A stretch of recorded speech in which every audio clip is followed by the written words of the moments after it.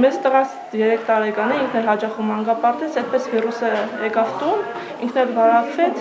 3 եւ ավելի օր բարձր ջերմությունն ու գլխացավը, ինչպես նաեւ արտահայտված թուլությունը, դժվարաշնչությունը անհանգստացնող նշաններ են, որոնք 10 օրից ավելի է շատ երեխաների մոտ է հայտ գալիս։ Իսկ նման ախտանշանների դեպքում բժշկի ցուցումը լինում է հոսպիտալացումը։ Նորից տարածված է գրիպի ագրեսիվ H3N2 ենթատեսակը, չնայած որ մյուս շնչառական վարակներն էլ են ակտիվացել։ Մանկապարտեզ, դպրոց, աշխատավայր ու հետո տուն շփումների շղթան նպաստում է դրան։ Բժշկական կենտրոնի մանկական բաժանմունքում բոլոր մահճակալներն են զբաղված։ Հոսպիտալացված երեխաների մեծ մասի մոտ վիրուսը ծանր ընթացքով է։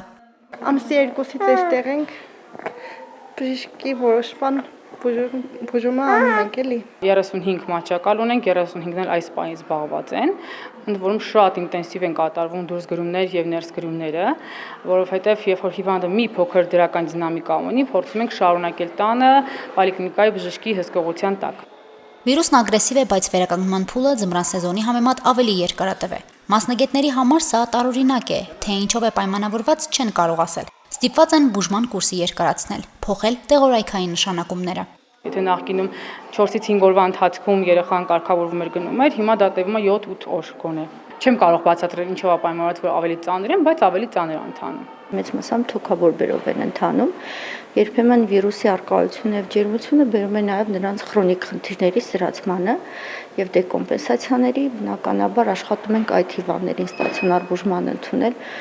եւ ելի եմ կրկնում հատկապես այն հիվանդները, որոնք թթվածին կախյալ են եւ շնչառական անբավարարություն ունեն։ Բժշկական կենտրոնի բազմապրոֆիլ թերապիայի բաժնում, որտեղ դիմելությունն ամենաշատն է, այս շաբաթների ընթացքում հոսպիտալացումների թիվն է կրկնապատկվել։ Իսկ բուժառուների տարիքային սահմանը 18 տարեկանից հետոն է, բայց հիմնականում ստացիոնար բուժում ստացողները 65 եւ ավելի տարիքի հիվանդներն են։ Ունեն մի շարք ուղեկցող հիվանդություններ, իսկ վիրուսը վերցնելով առողջական վիճակն են բարդացնում։ Այս տարի զգալի աճել են քթի հարակից խոռոչների բորբոքման, քթի փակվածության եւ դիմային ցավերով ուղեկցվող դեպքերը։ Առաջի անգամ շատ պատահական հասկացա, որ վիրուսը եկավ կբավել։ Այս սեզոնի համար բավականին հաճախակի էին հայմորիտները, սինուսիտները, պանսինուսիտները, ֆրոնտիտները, ոչ միայն 1-2 խումբ, այլև բոլոր հարկթային խոռոչների բորբոքումները։ Բնականաբար այդ դեպքում հիվանդների վարումը կազմակերպվում է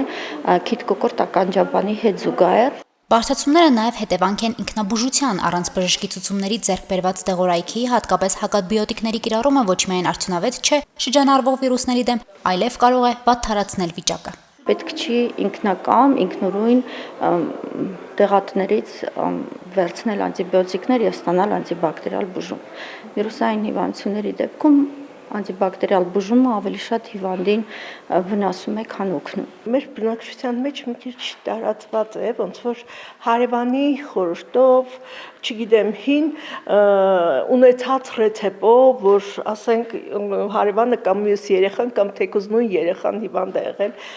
բժիշկը խորհուրդ է տվել, սկսում են դրանով նորից բուժել իրաց տան հիվանդին, հետո որ ծանրանում է, մեկ էլ գալիս են, թե մենք այսպես բաներ են կարել, ընդհանուր մինչև կարող են ներերակային կաթիլայիններ միացնել տանը, որը շատ ռիսկային է եւ խստի վարկելվում է։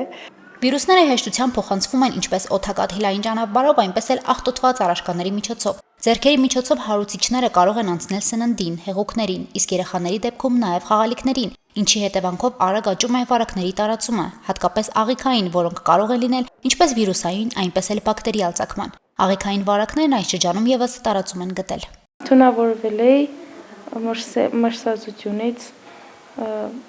շատ վատ է։ Բավականին բարձր ջերմությամբ, 39 աշյան ջերմությամբ, մի քանի օր հիվանդ, լուծով, այսօր ոնց որ ջերմություն չունի։